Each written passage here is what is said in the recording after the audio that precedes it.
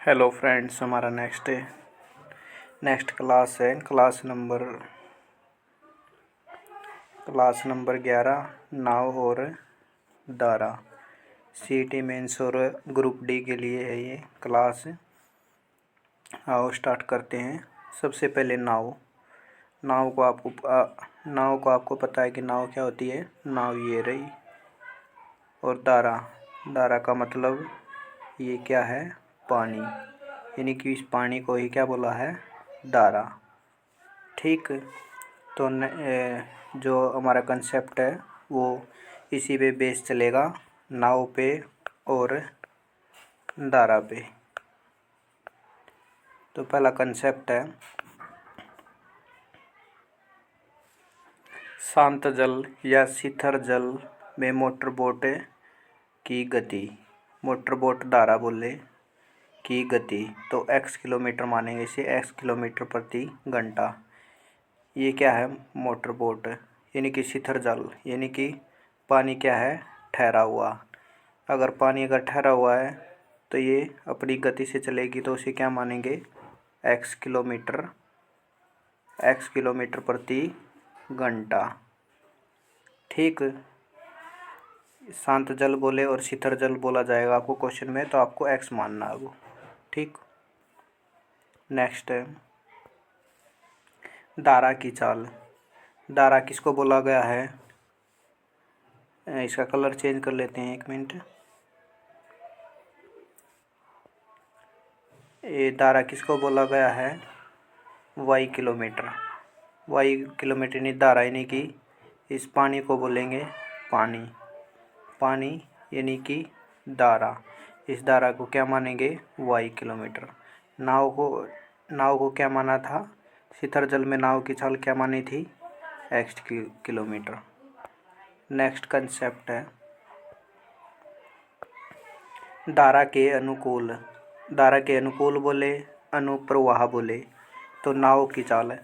दारा के अनुकूल यानी कि पानी चल रहा है, ये दारा की दिशा, यानी कि पानी ऐसे चल रहा है और ये मोटर बोट भी ऐसे ही चल रही है, यानी कि इसी की साइड।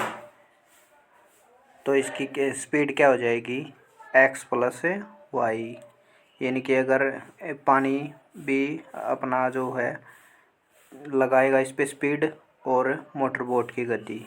ठीक है, x plus y. Next concept है, यही कंसेप्ट था, x प्लस वाई मानेंगे इसको। दारा के प्रतिकूल प्रवाह में अनुप्रवाह बोले, प्रतिप्रवाह बोले नाव की चाल तो x माइनस वाई। ये है नाव और पानी कैसे चल रहा है, ऐसे, और नाव क्या चल रही है, ऐसे। तो ज़्यादा इस नाव को ज़्यादा शक्ति की ज़रूरत होगी यहाँ से चलने के लिए, तो इसको मानेंगे x माइनस वाई किलोमीटर प्रति घंटा। जैसे एक एग्जाम्पल भी सेट कर सकते हैं। जैसे आप किसी नदी में तैर रहे हैं, और नदी का बहाव इस तरफ है और आप भी इसी तरफ तैर रहे हैं, तो क्या होगी, स्पीड ज़्यादा होगी तो x प्लस वाई मानेंगे। अगर ये आप तैर रहे हैं इस साइड और उसकी धारा की गति है इस साइड, धारा यानी कि पानी का फ्लो की साइड है इस साइड, तो क्या आपकी स्पीड क्या होगी, घटेगी, यानी कि x माइनस वाई। ये नेक्स्ट कंसेप्ट है अपना। आपको x प्लस वाई पता है और x माइनस वाई पता है, तो इसको x निकालना है तो क्या करेंगे, इन दोनों को जोड़कर आधा कर देंगे। 20 प्लस 10 30 बटे 2 यानी कि 15 किलोमीटर प्रति घंटा। 15 किलोमीटर प्रति घंटा। अगर हमें y निकालना है तो इनको घटा देंगे। ठीक। 20 में से 10 गया, 10 बटे 2 यानी कि 5। ठीक, ये आपको x क्या होगा शांत जल में नाव की चाल और y क्या होगा धारा की चाल। ठीक, उसी प्रकार ये समीकरण बना रखिए। ये 2 मानने की कोई ज़रूरत नहीं है, यहाँ x डायरेक्ट हो जाए यानी कि 10 + 20, 20 + 10 30, 30 का आधा 15। अगर इसको घटाएंगे 20 - 10 10 और 10 का आधा 5। ठीक, नेक्स्ट जो हमारा कंसेप्ट है यानी कि ऑलवेज जो x किलोमीटर यानी कि नाव की चाल है और ये धारा की चाल है, तो ऑलवेज जो नाव की चाल होगी नहीं वो ज़्यादा होगी यानी कि x हमेशा बड़ा होगा किससे y से। धारा के अनुकूल और धारा के प्रतिकूल ये 4 ही कंसेप्ट बनेंगे। सबसे पहले आपको बता दिया कि x क्या होता है, y क्या होता है, अनुकूल यानी कि x + y और प्रतिकूल x - y। ठीक, ये है अगर a बड़ा है b से तो चाल अधिक होगी। a का मतलब क्या हो गया x + y और b का मतलब क्या है x - y यानी कि ये इसकी स्पीड क्या है ज़्यादा है। अगर इसकी b बड़ा है a से तो समय अधिक लगेगा। ठीक, नेक्स्ट कंसेप्ट अपना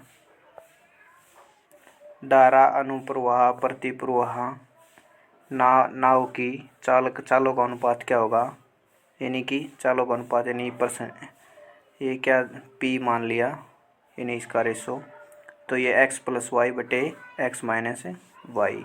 ठीक, तो ये a + p, a क्या है a बराबर x + y और p क्या है x - y, ये इसकी रेशो हो जाएगी।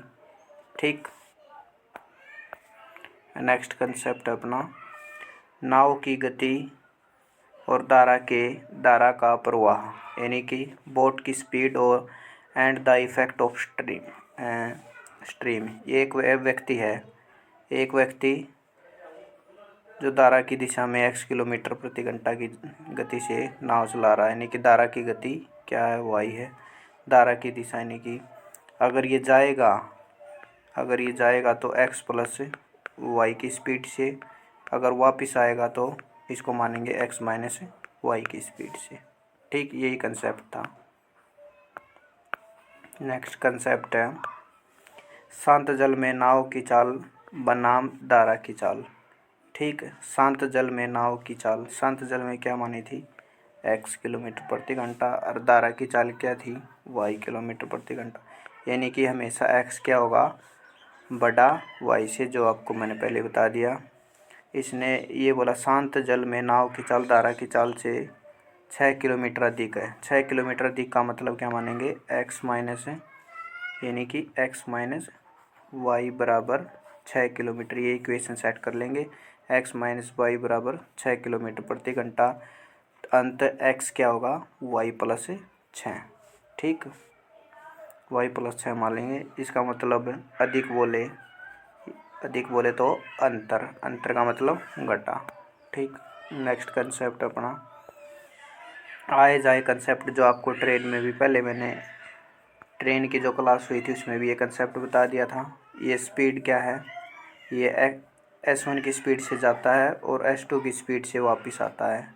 कोई नाव है जो S1 की स्पीड से जाएगी और S2 की स्पीड से आएगी, यानी कि टोटल डिस्टेंस क्या कवर करेगी, डिस्टेंस बराबर S1 गुणा S2 बटे S1 + S2 यानी कि जुड़ जाएगी, गुणा में टाइम आपको गिवन मिलेगा उसमें। ठीक, ये कंसेप्ट था आए जाए कंसेप्ट।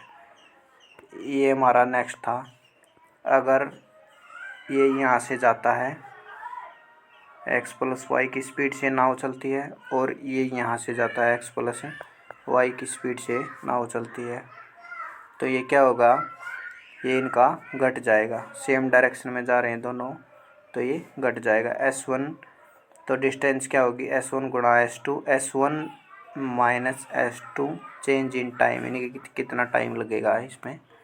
नेक्स्ट कंसेप्ट अपना ये मेंस में आया है।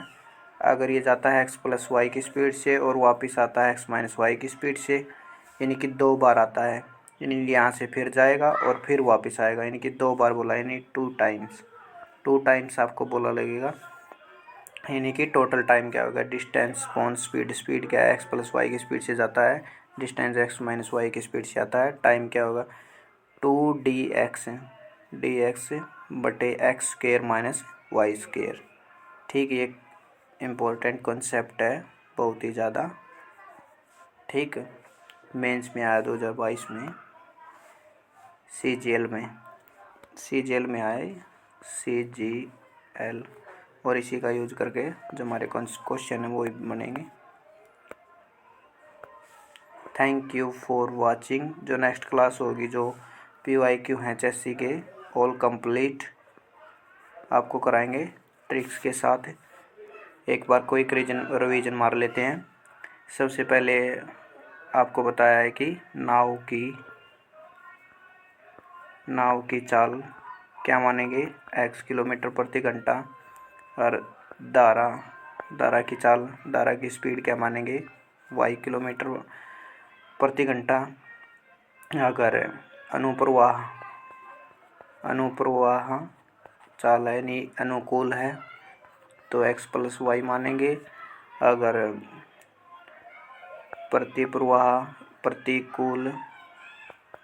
प्रतिकूल है तो x माइनस वाई मानेंगे। अगर दो संख्याएं दी हैं, x प्लस है, y बराबर है 15 दिया है, और x माइनस वाई बराबर है 5 दिया है, तो इसको x कैसे निकलेगा और y कैसे निकलेगा कमेंट में आप बता सकते हैं। मेरी वीडियो देखने के लिए धन्यवाद।